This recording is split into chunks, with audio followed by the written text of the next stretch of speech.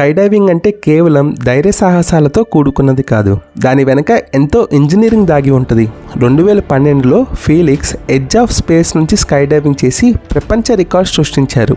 అసలు ఆ కథ ఏంటో తెలుసుకుందాం. ఈ సాహసం చేయటం కోసమే ఎన్నో పరిశోధనలు జరిపారు. ఒక ప్రత్యేకమైన క్యాప్స్యూల్ ఇంకా హీలియం బెలూన్ని కూడా తయారు చేశారు. ఆ ఇంజనీరింగ్ ఒక అద్భుతమైన ఆవిష్కరణ. ఫీలిక్స్ రెడీ అయ్యి ఆ క్యాప్సూల్లో ఉన్నారు.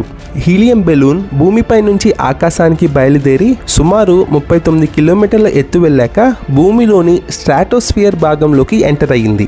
కొద్ది సమయంలోనే ఆ క్యాప్సూల్ డోర్ ఓపెన్ చేసి చూసిన ఫీలిక్స్ అక్కడ దృశ్యాన్ని చూడగానే తను ఎంతో ఆశ్చర్యపోయాడు. క్యాప్సూల్ నుంచి బయటికి దూకాడు. అంత ఎత్తు నుంచి స్కై డైవింగ్ చేసి 1357 కిలోమీటర్ల స్పీడ్ని టచ్ చేసిన మొదటి వ్యక్తిగా రికార్డ్ సృష్టించాడు. అంతేగాక తను భూమిపైకి సేఫ్గా ల్యాండ్ అయ్యారు.